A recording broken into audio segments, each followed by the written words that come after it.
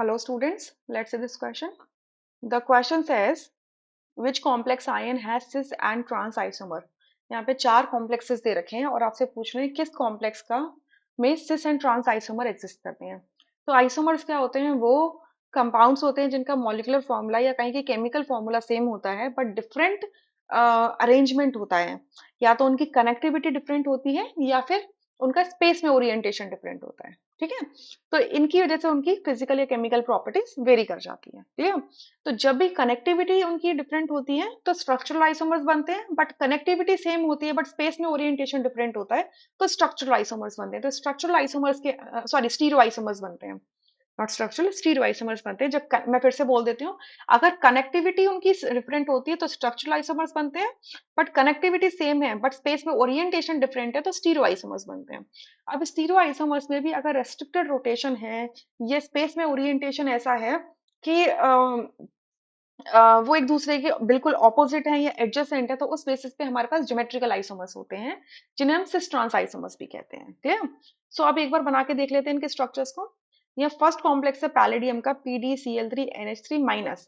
सो कितने लिगेंड्स दिख रहे हैं? 3 क्लोरीन और 1 अमोनिया, तो यानी कि स्क्वायर प्लेनर। जनरली पैलेडियम और या प्लैटिनम के जो कॉम्प्लेक्सेस होते हैं वो स्क्वायर प्लेनर होते हैं। जैसे जैसे आप एक ग्रुप के अंदर मूव करते हो 3D डी ब्लॉक के अंदर, सो आपका जो कॉम्प्लेक्स होता है, अगर उसमें 4 लिगैंड हैं तो वो स्क्वायर प्लेनर बनाने के लिए ज्यादा प्रोन होता है। ठीक है, तो पैलेडियम के जो कॉम्प्लेक्सेस होंगे वो मेजरली आपके क्या होंगे? स्क्वायर प्लेनर होंगे।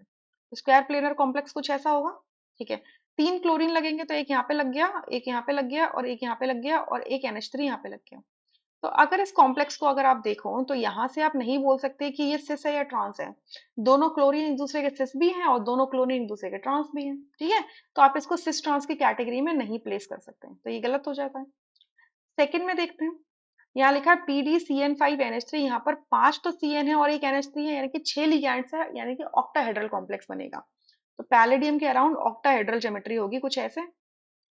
तो ये हो जाएगा आपका CN CN CN CN CN और ये हो जाएगा आपका NH3। तो अगेन आप किसी भी पोजीशन को देख के ये नहीं बोल सकते कि कोई दो CN अपने आप में सिस है या ट्रांस है। ठीक है, तो अगेन इसमें भी आप सिस ट्रांस नहीं बता सकते। या थर्ड को देखते हैं। थर्ड में प्लैटिनम का कॉम्प्लेक्स है, 2 Cl है 2 CN है। सो अगर मैं इसको अरेंज करूं तो स्क्वायर प्लेनर में ही 4 अगर लिगैंड्स है तो स्क्वायर प्लेनर में, सो दोनों Cl एक दूसरे के एडजेसेंट भी हो सकते हैं और दोनों CN भी एक दूसरे के एडजेसेंट हो सकते हैं। तो इस कॉम्प्लेक्स को हम कहेंगे सिस आइसोमर। ठीक है, और क्या पॉसिबिलिटी है कि दोनों Cl लिगेंड्स एक दूसरे से 180 डिग्री अपार्ट हो सकते हैं और दोनों CN भी एक दूसरे से 180 डिग्री अपार्ट हो सकते हैं, तो इसको हम कहेंगे ट्रांस आइसोमर। ठीक है, तो ये ट्रांस आइसोमर दिखा रहा है complex cis trans isomer, so third option यहाँ से करेक्ट हो जाएगा। फोर्थ में देखो, प्लैटिनम से C2O4 लगा हुआ है, 2 लिगैंड से। C2O4 होता है ऑक्सलेट। ठीक है, ऑक्सलेट लगा हुआ है। ऑक्सलेट का स्ट्रक्चर कुछ ऐसा होता है, ये होता है हमारा ऑक्सलेट, O-O-, तो मतलब 2 ऑक्सीजन हैं नेगेटिव चार्ज कैरी कर रहे हैं और दोनों ही ऑक्सीजन अटैच हो रहे हैं मेटल के साथ में। सो एक ऑक्सलेट बाइडेंटेट होता है, तो 2 ऑक्सलेट हो गए तो 4 बॉन्ड्स बना देगा, यानी कि स्क्वायर प्लेनर होगा। सो अगर आप देखो तो ऑक्सीजन ऑक्सीजन, ये आपका कार्बन, ये कार्बन, ये कुछ इस तरीके से प्लेस्ड होगा।